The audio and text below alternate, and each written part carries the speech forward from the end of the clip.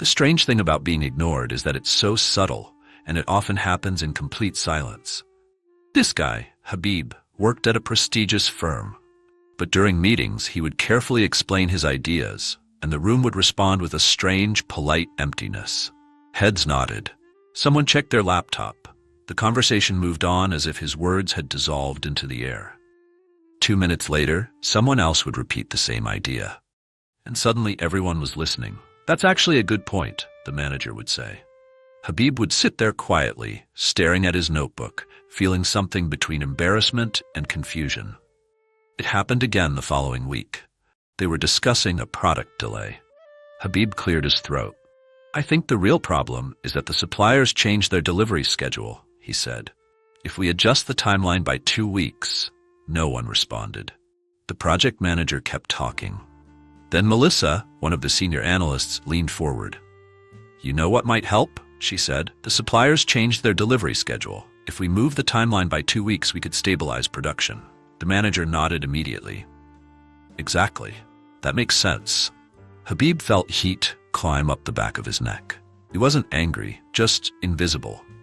At first he blamed himself. Maybe he wasn't confident enough. Maybe his voice sounded uncertain. Maybe people simply respected senior employees more.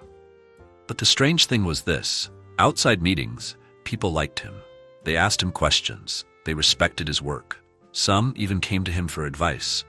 Yet when it mattered, when everyone was in the room, his words seemed to lose weight. It began to bother him in a quiet, persistent way. Not because he needed attention, but because ideas were being ignored simply because they came from the wrong mouth. Across the office sat Victor, one of the older consultants.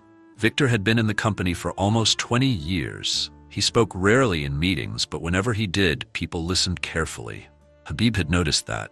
Victor never raised his voice, never dominated conversations. Yet somehow when he spoke, the room shifted toward him. Habib closed his laptop and walked over. "Can I ask you something?" he said. Victor looked up from his papers. "Sure." Habib hesitated. Why do people listen to some people more than others? Even when the idea is the same? Victor leaned back in his chair, studying him for a moment. "Ah," he said softly. "You've discovered the strange politics of attention." Habib laughed awkwardly. "It's frustrating." Victor nodded. "Most people think influence comes from speaking more," he said, "but attention works differently." He tapped his pen against the desk. "People listen to those who make silence uncomfortable." Habib frowned slightly. "What does that mean?" Victor smiled. "Tomorrow," he said, "try a small experiment."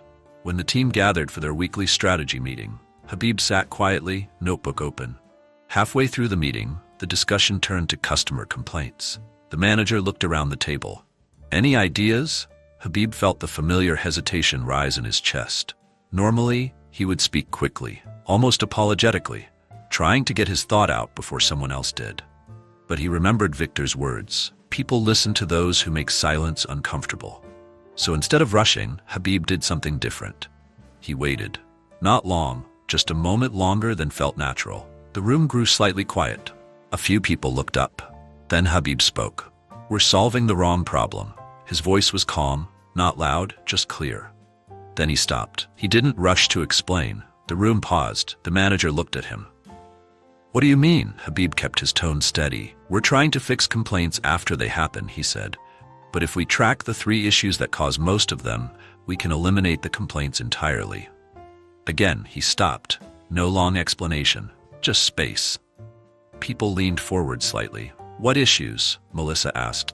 Habib opened his notebook. "Late deliveries, confusing invoices, and inconsistent support responses." He looked around the table. "If we fix those 3 things, complaints drop by half." Silence.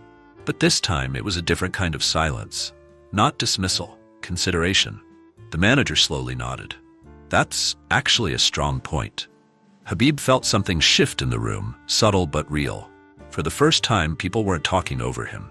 They were waiting. Over the next few weeks, Habib continued the experiment. He spoke less, but when he did speak, he slowed down. He stopped trying to prove his intelligence. Instead, he delivered one clear thought and allowed silence to follow. It felt uncomfortable at first.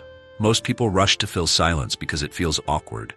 They pile explanation on top of explanation, trying to force agreement. But Habib discovered something surprising. Silence created gravity. When he stopped talking too quickly, people leaned into the space he created. They asked questions. They focused. His ideas didn't change, but the way people received them did. Another time, during a tense planning meeting, the director asked a difficult question. If the budget gets cut by 20%, what do we remove? The room erupted with overlapping opinions. People spoke faster and louder, trying to win the conversation. Habib stayed quiet. He watched, waited. Finally, the noise faded. Habib spoke calmly. We shouldn't remove anything. A few people looked at him. Then he added, we should remove the timeline. He let the sentence sit in the air. The director raised an eyebrow. Explain. Habib met his gaze. If the work matters, the timeline should adapt to reality. Cutting resources and keeping the same deadline guarantees failure. Another pause. Then the director leaned back. That's actually correct. The conversation shifted instantly. This time no one repeated his idea. No one ignored it. They built on it.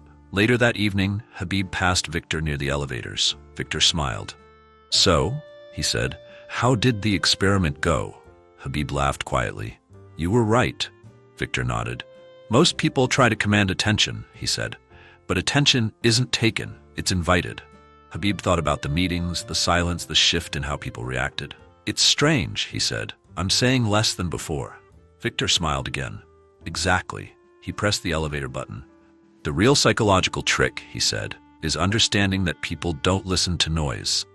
The elevator doors opened. Victor stepped inside, then added one last thought. They listen to clarity. The truth is simple, but most people miss it. Influence isn't about speaking first. It isn't about speaking loudly. And it certainly isn't about speaking constantly. Real influence comes from something far quieter. The ability to say something that matters, and then give the room enough silence to feel its weight. Because when every voice is fighting to be heard, the one that creates space becomes the one people listen to. If you learned anything helpful, take a moment to like, comment, and subscribe to this channel.